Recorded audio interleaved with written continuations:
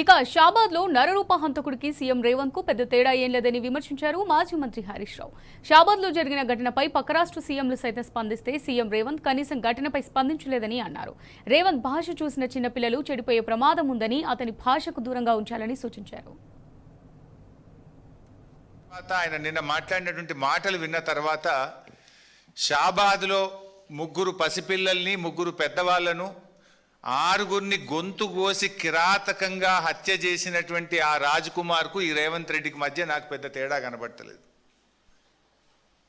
ఒక సైకో మనస్తత్వం, వాడొక సైకో రాజ్ కుమార్. నిజంగా ఎంత సైకో అయితే నాకు దక్కని వాళ్ళు ఎవరికి దక్కద్దు అని చెప్పి ఆ ఆరుగురిని ఎంత దారుణాతి దారుణంగా కోడిని మెడకాయ కోసినట్టు కోసి చంపినాడు. పాపం ఒక ఉన్మాదిగా వ్యవహరించినాడు. ఎంత బాధ కలుగుద్దంటే పాపం ఇప్పుడు ఒక్క అమ్మాయి మిగిలింది అక్కడ.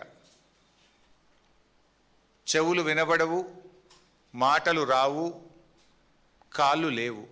ఇప్పుడు ఆ అమ్మాయి పరిస్థితి ఏంటి? ఇంట్లో ఆరుగురిని చంపేసిండు వాడు, ఒక్కటి మాత్రమే మిగిలింది.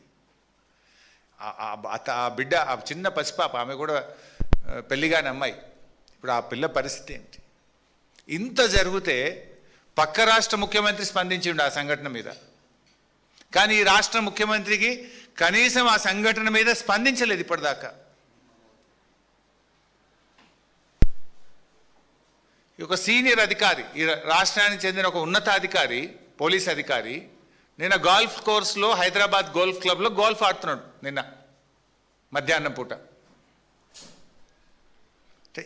ఈ రాష్ట్రంలో లా అండ్ ఆర్డర్ పరిస్థితి ఏముంది? అసలు ముఖ్యమంత్రి పాలన ఎట్లుందంటే నువ్వెట్లున్నావో నీ పరిపాలన కూడా గట్లే ఉంది.